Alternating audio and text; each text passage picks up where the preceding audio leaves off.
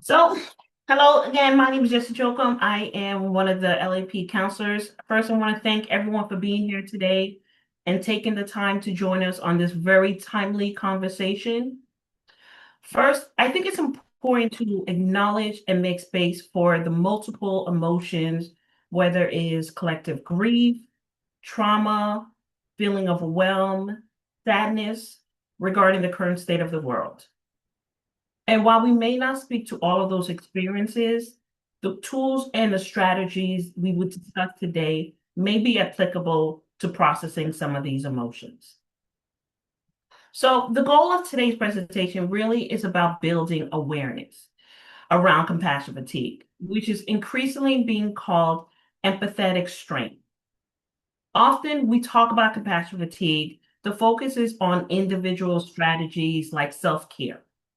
And while those tools matter, many of us know that simply knowing them doesn't always make them easy to use. Our internal beliefs about the work and the role can sometimes override even the best strategies. So today we want to normalize the symptoms, experiences that come with this work and explore how we can sustain ourselves over time while continuing to do this work well. And lastly, it's important to recognize that a lot of our focus today is going to be talking from the individual perspective. But that does not mean the systems and organizations do not have a role and responsibility to address the factors that contribute to compassion fatigue. With that being said, I would like to pass it to the panelists to introduce themselves and briefly share why they wanted to participate in this discussion and why it's important to talk about compassion fatigue. Hi, everyone. Thank you for having me. My name is Ting Chung. I am a senior litigation counsel at Sanford Heisler Sharp McKnight. I am a plaintiff side employment and whistleblower attorney. I practiced family law and other areas of law in Hong Kong before I came to the States. I think compassion fatigue may be an unfamiliar term for many of us, but what it is can be very familiar, especially among attorneys whose line of work carries a significant emotional element. For example, immigration law, family law, employment law, etc. And I myself have been through this of different degrees with a few clients who were very emotionally invested in their case. And initially, I was in a lot of confusion. And then I slowly developed some thought processes and techniques, and they really helped a lot when I experienced it again more recently. And I am here today with the hope that my thoughts would be helpful to everyone who is navigating similar situations. Thank you, Team. Good afternoon, everyone. My name's Colleen Brisworth Cicada. I'm a current federal employee at the U.S. Department of Labor. I'm also a yoga and meditation teacher. So my experience comes from someone who has experienced firsthand a lot of the direct impacts of our administration. Not only do I live in Washington, D.C., but I'm a federal worker. I was impacted by the rifts, even though I'm still working. A lot of my colleagues were fired, returned. A lot of them voluntarily left, leaving our office very strained. I'm also grappling with the questionable morality, if any, to be honest and be blunt, is my personal feeling about what this administration now represents.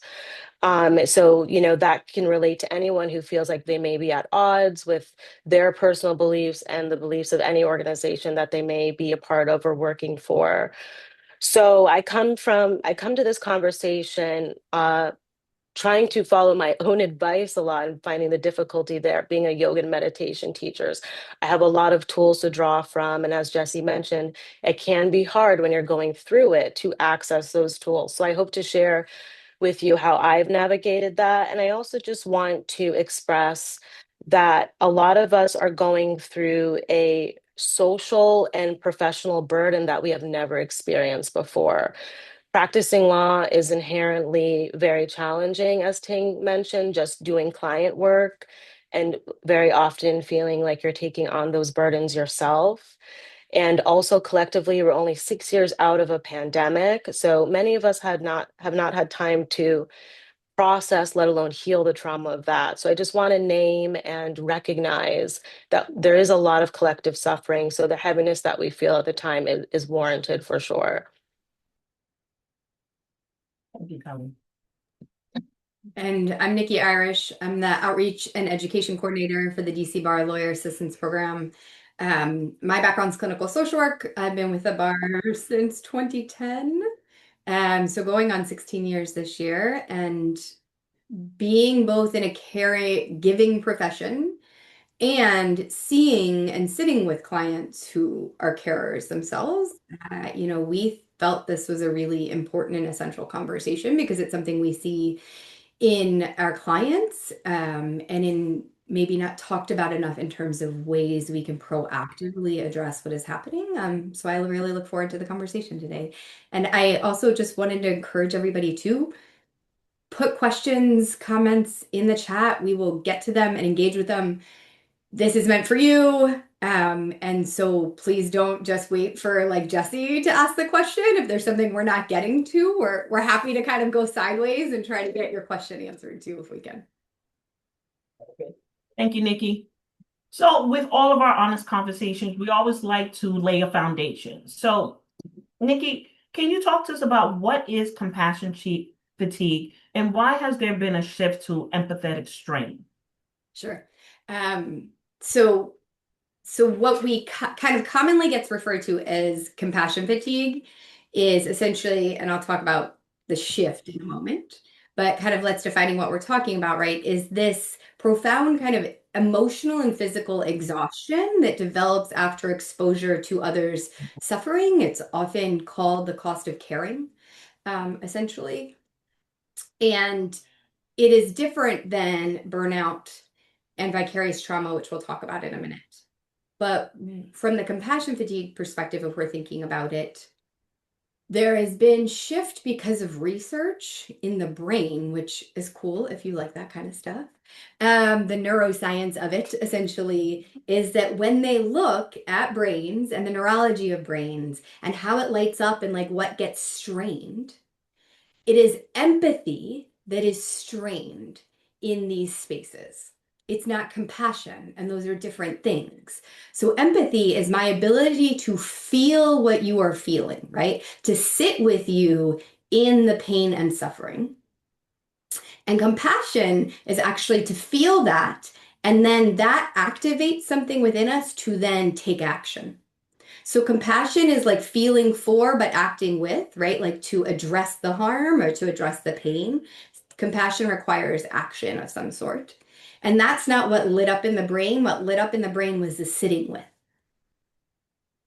And so what they kind of are shifting to is empathic strain, because it's this idea that I am stuck sitting in those feelings with this person. And that is the thing being strained, right? I'm not fatigued. I'm not like tired. I mean, big picture, sure, I'm tired. But it's like the strain of bearing the weight of those feelings, the weight of that responsibility, whatever that might be for you. And so that's a little bit of where that shift is happening, because if we can name it differently, we can reduce some of the stigma around it, and we can then like get the help that is needed correctly, right? And that's where these pieces with burnout and vicarious trauma and compassion fatigue and like pulling them apart matter, because it matters how we address them. Thank you. One of the things you mentioned early on, you said there's a difference between burnout, vicarious trauma, and even chronic stress. Can you, I guess, talk a little bit how that differs from empathic strain? Sure, I'd be happy to. So, right, empathic strain is kind of this cost of caring. It's the fatigue from it. Burnout is often like similar and overlapped, but not the same, because anybody can experience burnout, right? The my accountant can experience burnout because he's overwhelmed by all the demands on his plate and he doesn't have enough resources to get them done. And over time, that wears on you. But he's not sitting necessarily with all his clients' feelings, which is the difference between the compassion fatigue part and the burnout, right? So to burnout kind of Demand outweighs capacity, typically prolonged. It's cumulative over time. But the caring is what separates the compassion fatigue. Vicarious trauma, also sometimes called secondary traumatic stress, also relates to suffering and trauma, to witnessing trauma secondhand. Witnessing can mean watching, witnessing can be listening, and witnessing can be reading. So it's making sure we're thinking about it in all ways. All of that is vicarious trauma. And typically what happens is it shifts the distinction in vicarious trauma is there's a shift in your worldview. So my view of the world has changed. Typically, it is no longer a safe place in some way, kind of wherever the vicarious trauma is coming from. And often it progresses into symptoms where they're like intrusive imagery, intrusive thoughts. Maybe I'm avoiding going to certain places because they don't feel safe. So it's a little bit like it can actually develop into kind of full-fledged PTSD, but there's like symptomology of what you might think of PTSD with vicarious trauma. And that isn't always true with compassion fatigue. And then chronic stress is something we all experience in wherever we are, right in that space. A lot of it is similar to burnout. Chronic stress is on the spectrum. It's before burnout, but it is diminished capacity over time because of the weight of all of the things we are carrying. And it can happen in all areas of life. Today, we'll probably talk a lot about, I guess we'll talk about both, actually. I was like, it's in the legal work, but also kind of all the outside factors that play into that too. Does that help? Does that answer the question? Yeah. No, that was amazing. Thank you so much. Ting, I kind of want to hear, after hearing Nikki's definition, what resonates for you about your own experience in the legal work? It reminds me a lot of the struggles that I've had. There were times I wanted to try to feel what my clients were feeling because of all the horrible mistreatment they faced at work. I wanted to be considerate. At the same time, I'm having these negative emotions and sometimes even physical symptoms that stand in the way of being the very kind person to my clients I wanted to be. While everything else, including my resources and time, they stayed the same.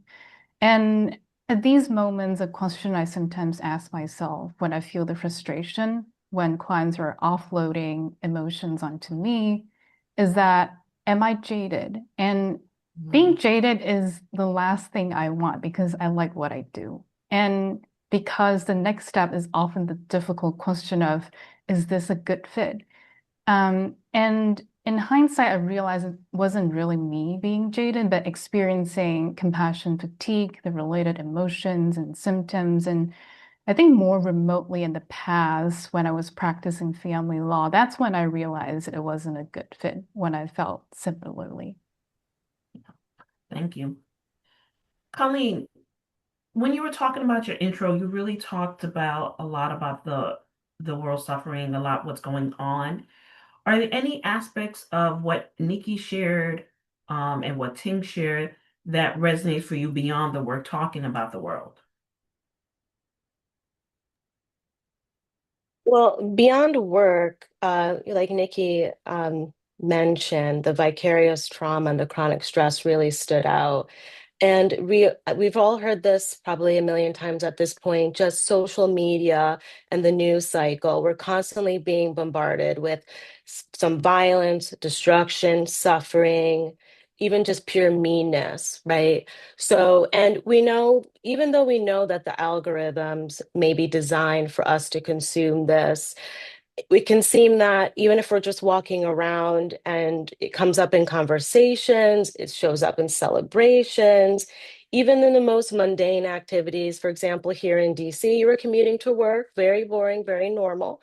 And we see a bunch of National Guard officers. So we just remember the moment that we're in. Even if nothing is going on, everyone's just standing and going about their business. We're just remembering the moment that we're on. So of course, feeling sorry for everyone and everything all the time is just going to be undoubtedly exhausting. And as Ting mentioned, you'll feel it in your body. And I think as lawyers, because we have so much agency and because we actively solve problems as part of our jobs, I imagine that many of us, including myself, feels like we have a greater responsibility or obligation to address these things. So we can leave our desk, we can have a great day with our clients, we can win a case, get a settlement, and then we go step out into the world and we're like, oh, there are all of these other things that should I be concerned about? And I'll get into this more later, but what one thing I really want to emphasize today that I tell myself is that all the work we're doing in our little corner is enough. And we're only responsible for what we can do with our capacity, our knowledge, and our skills. And that has to be a constant reminder. And we have to remember that there are a lot of people doing a lot of good work, even if it's the same thing you've been doing for the last 15 years. It still will meet the moment. Thank you, Colleen. Um, One of the things we have to recognize, and these ladies are going to talk about it later, and I think Ting really spoke to it about being jaded. That's that first warning sign. We can't change something if we don't recognize it's happening. So I want to throw a poll out before we have the participants share about how empathetic strain or compassion fatigue may show up or recognizing they're feeling strain. So we're going to launch a quick poll.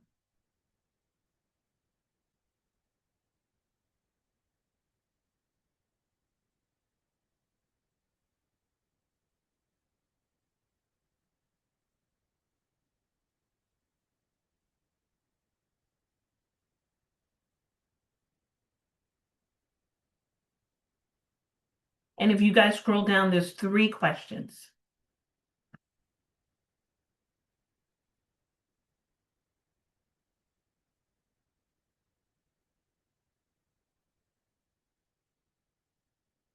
And I'll give it 25 more seconds.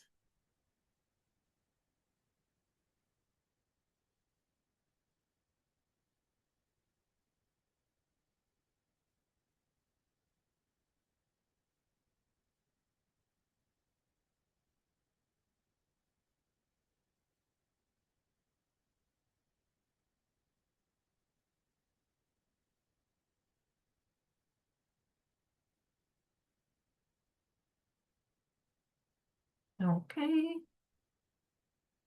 10 more seconds just in case anyone else wants to get an answer in.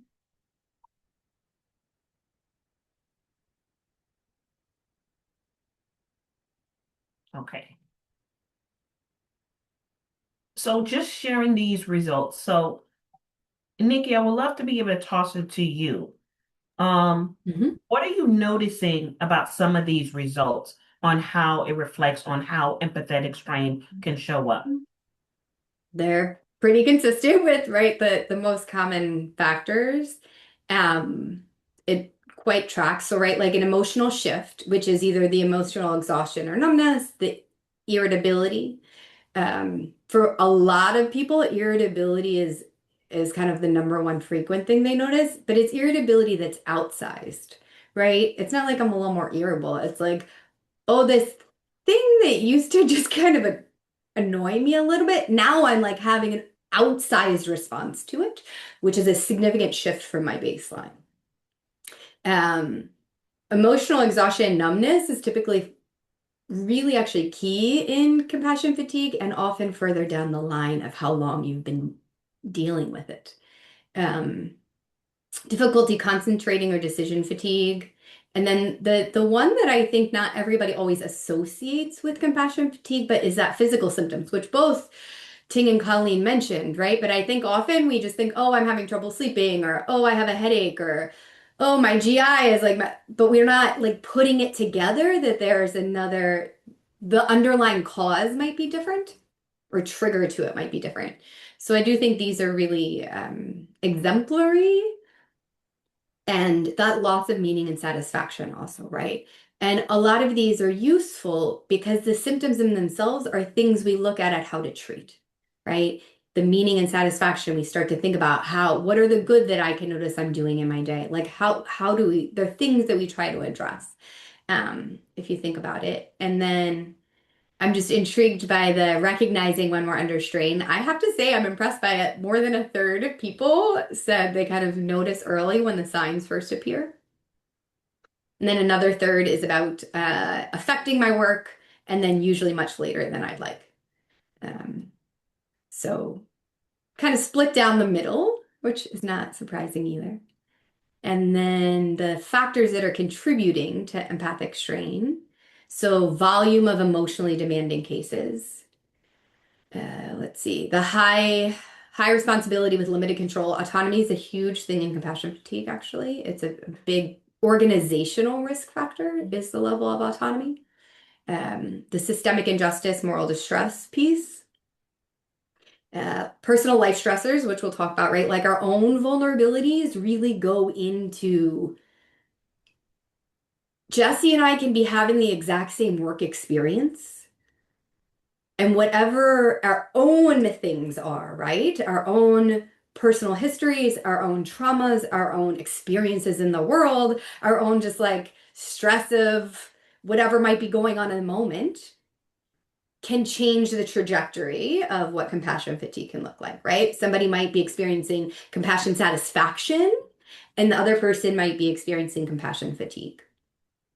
Um, and then just acknowledging some of those big pieces, right? The professional culture and the management support and the adversarial environment. It's both, right? It's never just an individual issue. And it's actually rarely ever just an organizational issue. It's often the interplay of those two together. Sometimes one can be much more significant than the other, organizationally than individually, but usually it's the interaction of the two. Compassion status, sorry, I saw a quick question that I'm gonna answer and then throw back to you, Jesse. Go Compassion for it. satisfaction. So it's essentially, actually, Sharon, can you throw out the ProQual? There's an assessment, Mhm. and I'm gonna reference it, that you can do for yourself. And it looks at compassion satisfaction, compassion fatigue, and burnout. And it's a useful tool to check in with ourselves like every 6 months or so, because sometimes our self-insight is not as reflective or sharp as we'd like it to be. But so compassion satisfaction is actually this idea that the work I do matters and I am getting to make a difference, right? I am being compassionate in my work and I'm finding satisfaction in that, right? As a nurse, I'm noticing that I'm having an effect on my patients. As a therapist, I notice that what I do matters with my clients, like that there's a satisfaction in the work that I am doing. Um, and so in any job that is at risk for compassion fatigue, empathic strain, there is also the possibility of like satisfaction in the work that I do. I hope that helps. Absolutely. Colleen, listen, watching some of the responses to the poll question and what Nikki has shared, what did it or what does it look like for you? Are there aspects that people around you may have noticed when it was showing up for you? For sure. For me, the way it manifests are in the comments I make and the responses I have. I know right away when I stop having like a reaction, an emotional reaction or response, a feeling. I read something, I hear something, and it just feels empty or numb. Then I know that I've met my limits and I need to check back in with myself. And here's when I step into the shoes of yoga and meditation. And just a quick word about yoga and meditation. Even if you don't have those practices, I feel like any type of movement practice, so literally taking a walk all the way to powerlifting, the way you eat and you digest your food in your stomach, you feel emotions and you digest your emotions in your body. And I know, like, we may have heard of that book, Your Body Keeps Score, and there's just so much literature on this. So bringing it back to my specific experience, when I do that, first thing I probably do is, when can I get on the mat for 30 minutes, an hour? Can I move, stretch in my seat? So I can kind of metabolize those emotions. And then what I do is, when can I do something joyful? It could be grabbing a latte. I really enjoy latte, especially in this cold weather, or, playing a favorite game with one of my kids, or calling a friend and just giggling about, whatever. I do that so then I can start feeling again. And then once I feel again, then I can go back and I can revisit like where was that numbness coming from? And then talking about compassion, then I can feel again, the empathy returns, my compassion can return. What am I going to do about that? Getting very practical. Do I want to donate?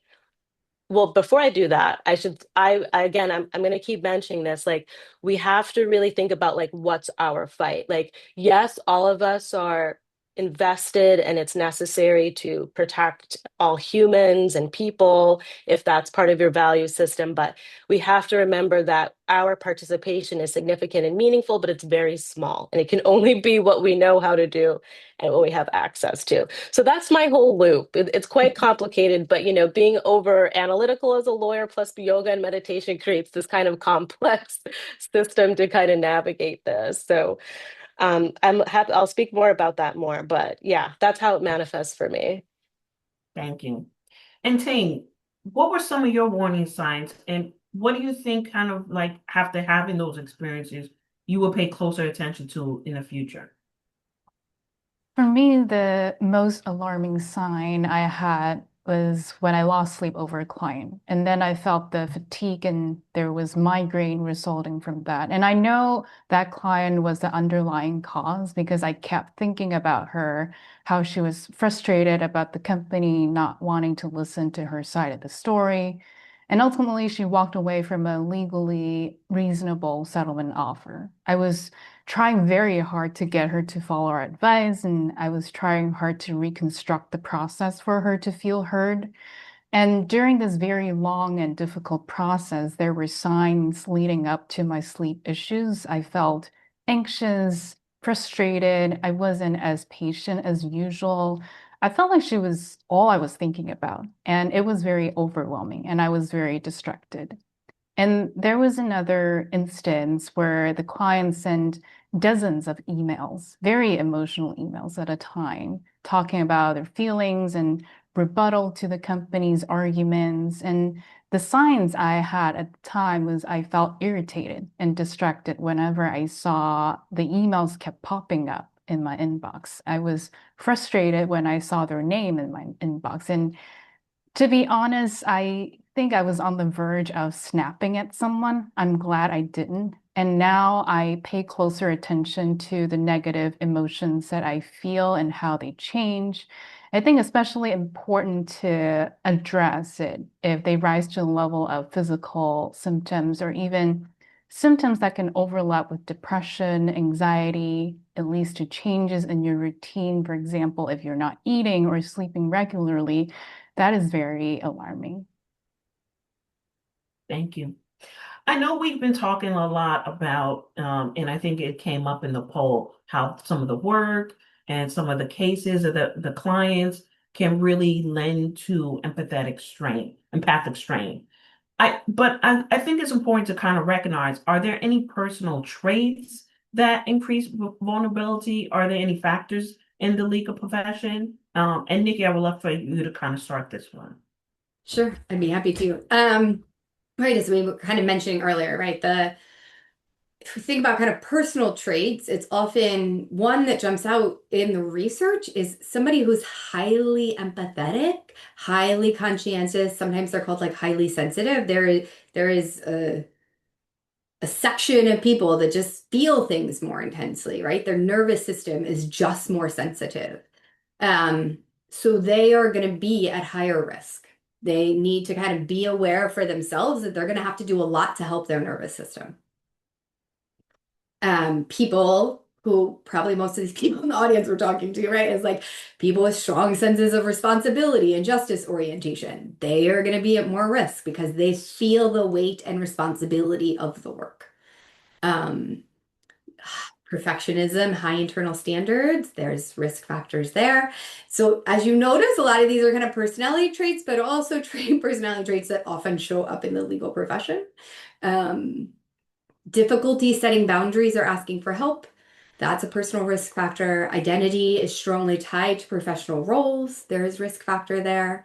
But then there's also things to think about. So there's something called like an ACE score, adverse childhood experiences. People with higher ACE scores, meaning exposure to kind of trauma or neglect or abuse, they have much higher risk factors. So it's kind of knowing what your own known biology is, kind of personality, experiences, right? Experience in the world, like the intersectionality of identities. There is increased risk factors. So those are kind of the personality things that we might think about, or individual factors, not personality, but like individual risk factors. And some of that's the professional stuff we talked about, right? Like there's definitely some overlap in it, but the chronic exposure to client suffering, the adversarial systems, also that kind of almost limit like the emotional resolution piece, right? Like you just stuck in the emotion rather than like getting to resolve the emotion. Moral distress, right? Like knowing the right outcome, yet being constrained from being able to achieve it. Long hours, high stakes, limited recovery time. And then kind of cultural norms that is like endure, not just like retreat and recover. I'm sure I missed some, so I'd welcome some volunteers if they want to share any that they noticed. And please feel free, as Nikki mentioned it earlier, if you notice your own risk factors, we'd love for you to put in the chat to be able to, for us to kind of reflect on. Ting, for you, were there any risk factors that you were aware of before or that you presently now are more aware of for yourself? Uh, yes. So I think the emotional element that's inevitable in my employment cases is one of the risk factors. And sometimes for whistleblower cases too, if the client experience retaliation. Because as you flesh out the facts with the client when you prepare, say, legal correspondences, briefs, it triggers the client's emotions. And unavoidably, it's placed onto your plate, even though it's not an attorney's job to help client comb through emotions.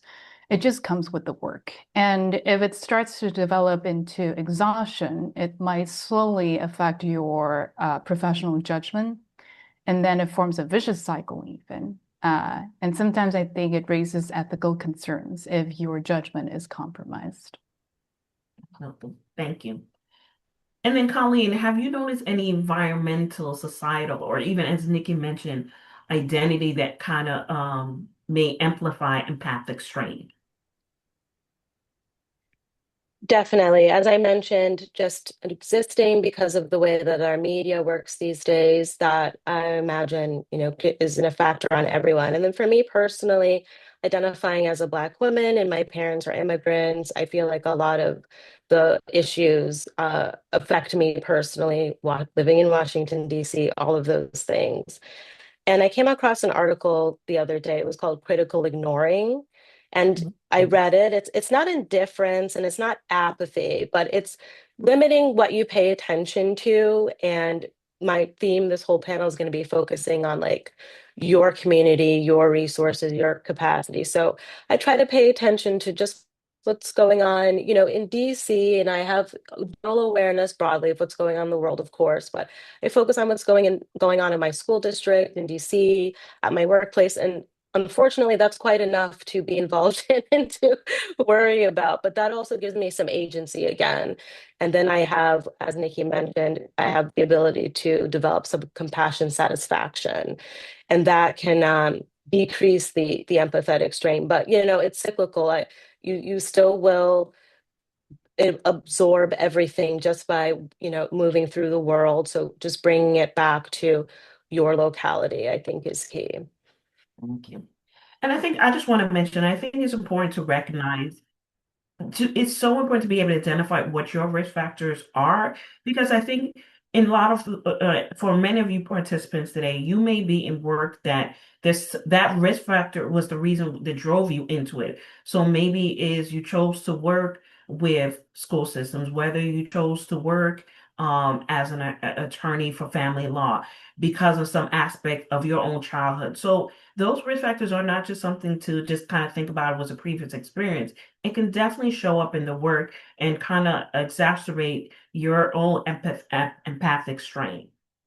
So, And ooh, go ahead. sorry. I was just having a thought relay that because I think it's important to say, right, we're talking about these risk factors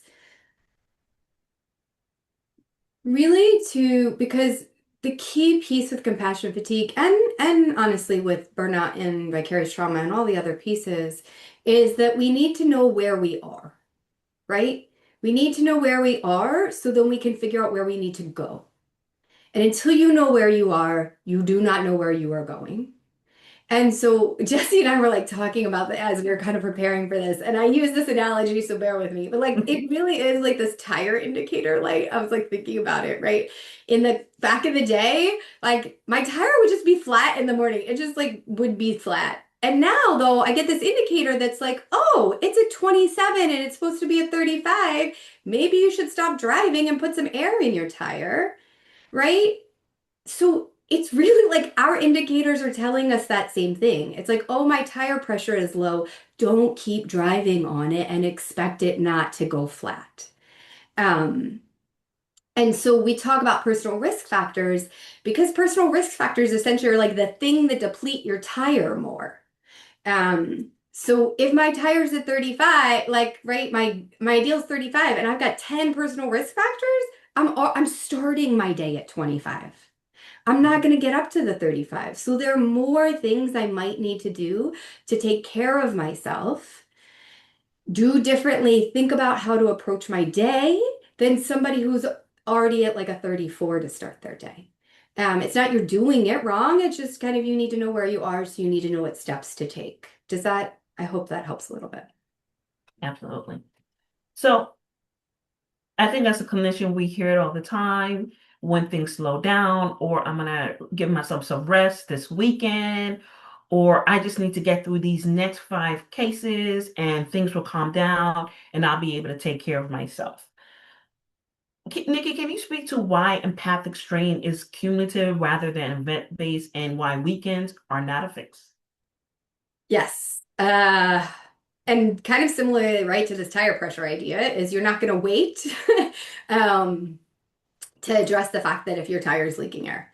I went to a training, like a train the trainer on compassion fatigue recently with kind of one of the preeminent people in the compassion fatigue space. When she goes to us, she goes, I actually don't care what you do on the weekend.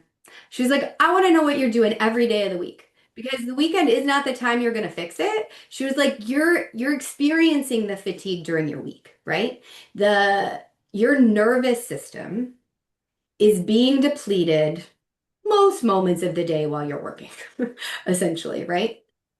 So you cannot kind of deplete something, take the weekend and say, oh, I'm going to recharge it and go back. Our nervous system does not work like that.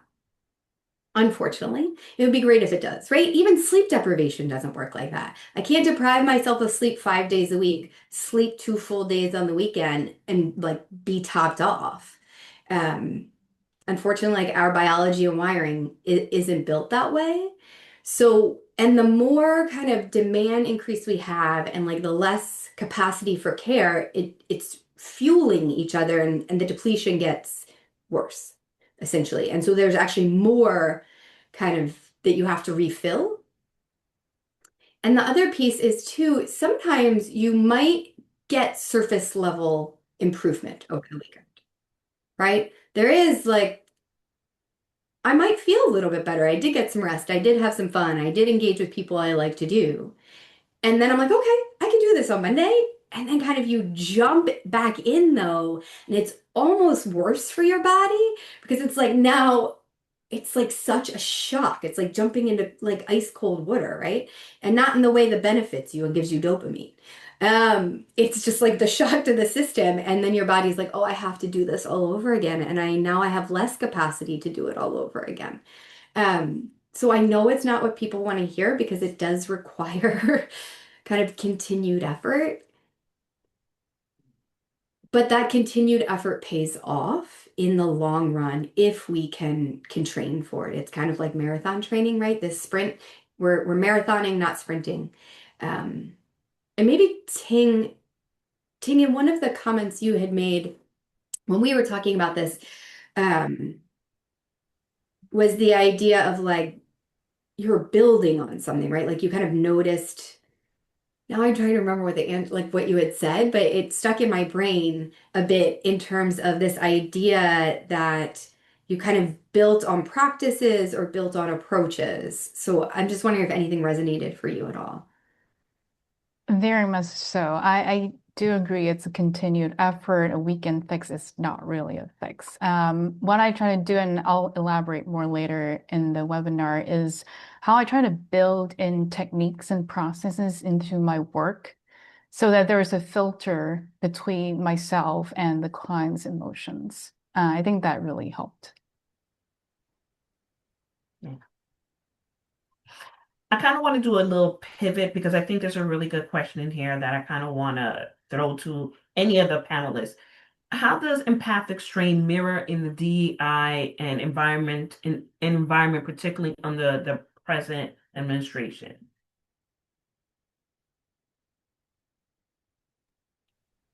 How does it mirror? I'm not, how does it mirror or how does it look, I guess? Is that the question? Or how does it feel?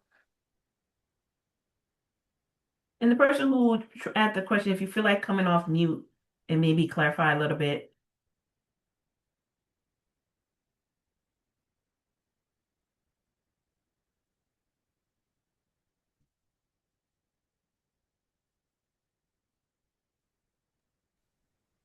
Well, I can speak to maybe what I think the question is, and if the person would like to interrupt me, I welcome it.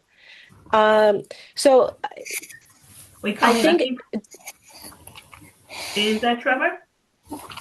It is. Well, maybe I've chosen the wrong word here. What I'm interested in is the administration and the. I went to a thing with one of the podcasts where they were talking about the benefits of having DEI and A people in the office and the actual good things that they can bring to the job. But do you think that the administration is putting extra pressure on that escape route for people, that way they meet together? Do you think that this is a factor in pressure or empathetic strain or whatever, that kind of thing? Okay. If that makes sense. I'm English, so you have to forgive me. so. Are you saying, like, for example, the anti-DEI policy, is that contributing to empathetic strain? Is that the core of the I just question? I just want wondered to make sure. what I'm interested in is the play between DEI and the good things it fetches to the legal profession, the benefits it gives to a legal team, and the extra outlook it has. You know about the other communities and so forth. But is there factors? There are the factors in there that the current administration is neglecting to see.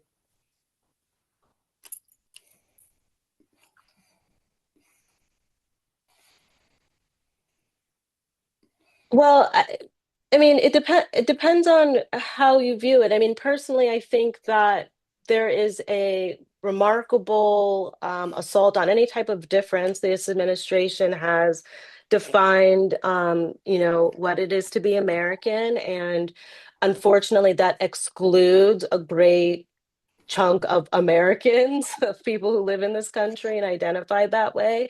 And whether or not you participate in one of those groups that are excluded or believe they're being excluded, you probably feel the strain of that. So either you are directly impacted and that causes a psychological harm, or the empathy that you feel for those people, if you're not in those groups or you don't identify as being part of those Yeah, groups. Fract. that's great. That's fantastic. That's what I was getting at. You explained a lot better than I Okay. could have done. Thank you. Okay. Yeah. So just the dissolving of community that we're experiencing, I think, is hard on all of us. Yeah. Thank you, Slade. Thank you, Slade. Thank you. Nikki, did you want to say something? Yeah, I was just connecting that too to so there was this question right about like where does peer support come in? And one of the things that I was also thinking of is like a big organizational component, right, is about psychological safety and feeling connected to community, like the people you work with, and having spaces where you can connect and debrief and feel supported, right? And all of that is interplayed kind of with what that question is too. So if we're talking a little bit about what are the ways individually and organizationally we can help mitigate, support compassion fatigue, whether like outward policy or what the organization is doing DEI wise is important because it is about creating psychological safety in the workplace because you need that in order to be able to connect with others and find peer support. Um, Also, so like kind of connecting that and moving that conversation too a little bit. And I guess I wonder for anybody if they've been able to find ways for like healthy debriefing, connecting with others, like what those supports look like, because it is one of the number one based like evidence-based ways to manage compassion fatigue is support systems. Mhm.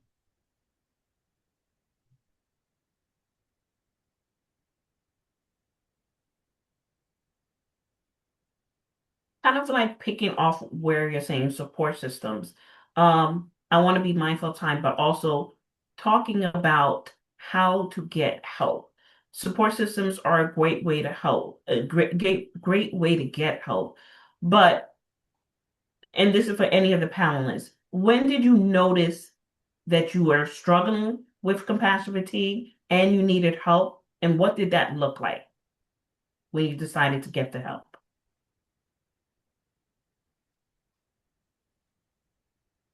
For me, like I mentioned earlier, it was the physical symptoms that alarmed me a lot. And I realized now looking back, I was probably blasting negativity at my colleagues because I kept asking them, what should I do? This client is not listening to me. She keeps sending these emails. And they were really supportive as a sounding board, brainstorming creative ideas that can help me address my client's emotional needs, even though ultimately she terminated our representation and walked away from the offer. I also talked to multiple senior attorneys in a more informal setting. One of them said to me, and at the time I didn't understand, now I do. She said, well, it depends on when the client comes around. That was a very good reminder of how there is always a limit to what we can do as an attorney. And I also remember another attorney said to me when I asked her, well, what do I do if I feel like I am becoming jaded? She said, well, do more panels like the one I'm doing today, because that can remind you why you started and why you were doing this. And I think these are really helpful advice.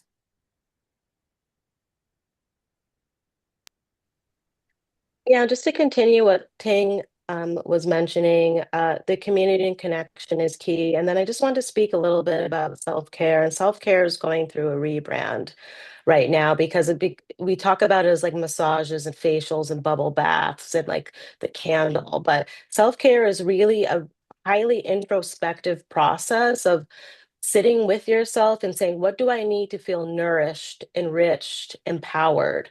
That may be reading a book, that may be a like a transatlantic trip, it may be playing with your children, sitting in the woods by yourself.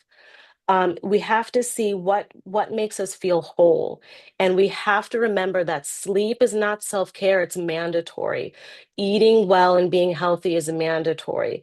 Physical health is mandatory. Psychological health is mandatory. We have to prioritize health in all versions, or everything else falls away. Like, we cannot show up the way we want to do our jobs and serve our clients, and we cannot be the people we want to be without first addressing those very physical needs, and then really making it okay to nourish ourselves, to not overly indulge, but find the things that are enriching. And there's a lot of discussion about going back to creativity. I know a lot of us lawyers don't identify as being creative sometime, but find something that makes you feel like enjoy something that's beautiful. There's a lot of literature on beauty and how that can bring psychological benefits. So, if it's not something you're used to doing, like really, this is a time to explore and find those things, just try new things and see what works for you. Gardening,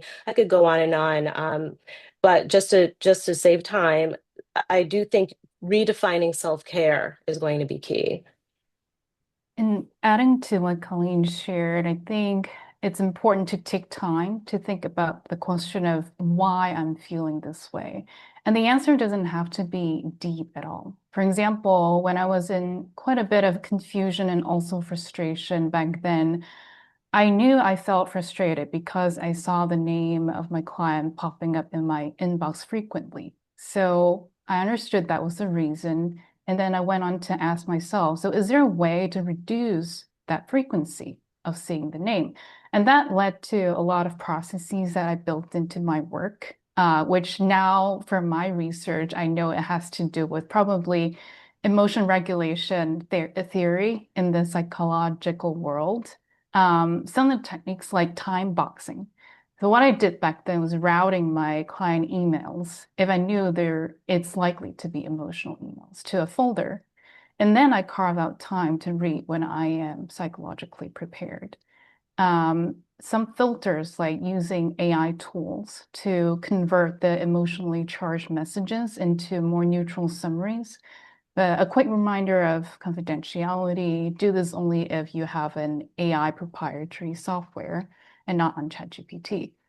Another thing is to redirect clients to the right resources. One thing I did with one of my clients is to sort out questions they needed to comb through with their therapist and have them bring answers to us, and we, as attorneys, can develop legal next steps.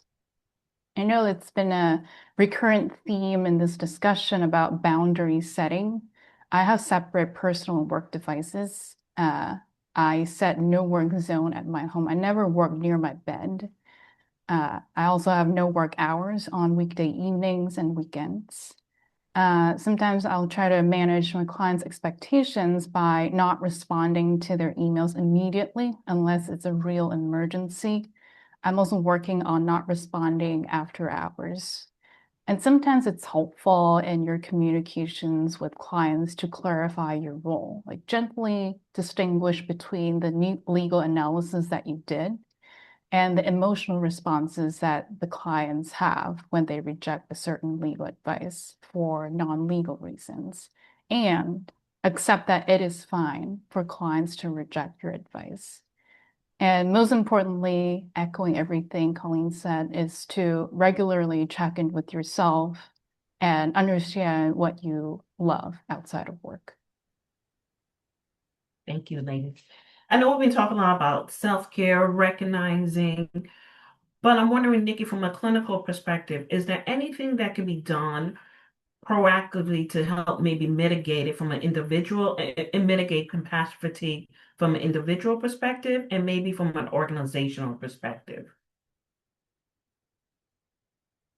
Sure. Yes. Right.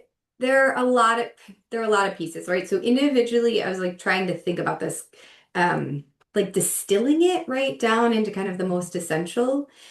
And I think one of the most essential pieces individually is that we think about what helps us regulate our nervous system, right? Like there's this concept called window of tolerance by Dan Siegel, and it's probably one of the number one things that I would say is to learn more about the window of tolerance and when you get outside of it, essentially, right? So when I'm in it, I can handle most things that come my way in a relatively reasonable manner. When I am above or below it, then everything just gets harder. And so there are actions we can take to increase our capacity to handle difficult things. And there are actions we can take that help us get back in our window, right? For Colleen, like yoga and meditation is one of her things that helps her get back into the window. I know for me, exercise is a big one that really like helps me. I know connecting with people is something that helps me. Something grounding, like a walk, deep breathing. I have a dog, like petting my dog, right? Like there are lots of things that kind of ground us and can help us put us in our window. So I think it's thinking about that like individually is how do we regulate our nervous system? Because all of these like difficult clients that we're seeing suffering or that are challenging are throwing us like diminishing our capacity in addition to the world that diminishes our capacity. When I was kind of doing this training, also what they talked about is making sure they're outside of work interests, right? I am a person beyond my work, and that those outside work interests aren't trauma related. Like, don't add trauma on top of trauma. And even being conscious about like what trauma inputs I'm taking in outside of work. What kind of movies am I watching? What kind of books am I reading? What podcasts am I listening to? Like all of those things impact our nervous system, even if we're not thinking about how they impact our nervous system. And so that, and then that recalibration is around the nervous system, and then mutual support is what we talked about. And mutual support is something individually and organizationally. Ideally, any organization that is geared towards clients who have trauma and suffering, like clients who've gone through trauma and suffering in some capacity, have built policies and structures that help with mutual support, whether that's really good supervision, whether that is a peer group that you can talk to, whether that is a mentor you can go to. It might look different based on the organization, but that there is some space I can go to and say, whew, that was really hard today.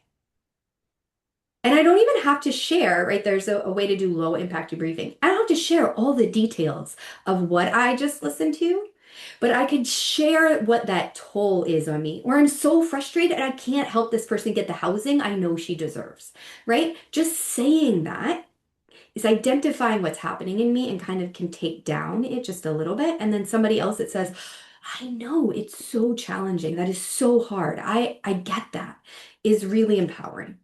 Um, so I would say that the mutual support thing in some capacity is really key. If you do not have it, writing down, journaling in some capacity is a form of it. It is a way to do it. I think you need leadership that models good behavior. When leaders tell you, do this thing, but I don't do it, it's not reinforcing.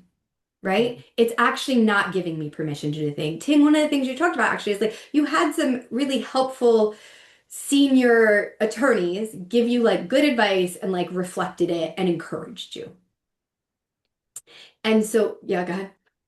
I was just gonna say, indeed, yes, they were very supportive. And it makes a difference, right?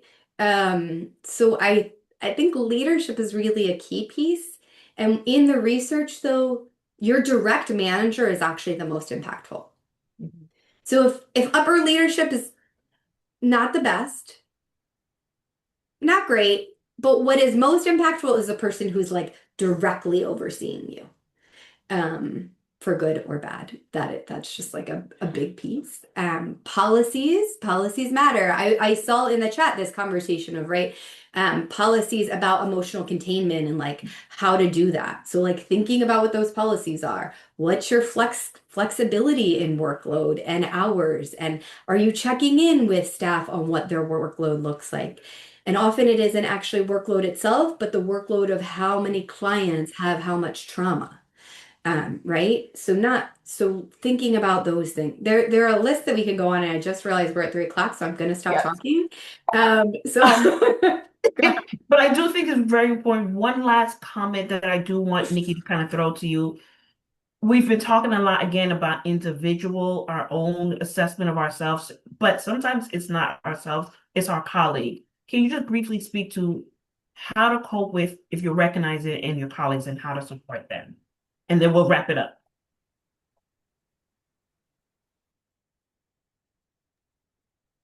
I'll go first for this one. Yeah, they can't overstate the importance of connection and communities. So, just being there, if you're fortunate enough to have friends at work or at least professional friends, um, the be there when times are good too, right? So maybe you have a standing 10 a.m. on Tuesday. We always get coffee. Friday, noon lunch. Just start that. And then, you start talking about work, you talk about your favorite movie, and then, relationships deepen. And then you become a safe space, and that person becomes a safe space for you. And I love how Nikki mentioned that you don't have to totally unload because that can be exhausting for both parties, very often the receiving one, right?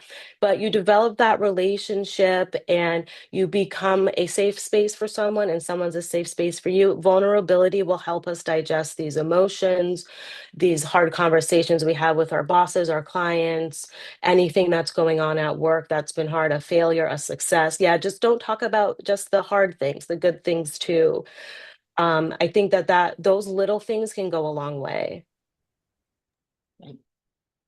And adding to that, I wanted to give a shout out to my peers because a group of my peers at my office, we do something called Monday morning quarterback. It is a meeting that is informal. A group of us would gather and talk about the challenges we have on the case. And I know I feel grounded when I'm with my peers because of the fact that I know I won't be judged for showing frustration at a client or a case or for asking questions about what to do. And there are never stupid questions at my office. And because I know this is the way others have supported me, I know this is how I can support others.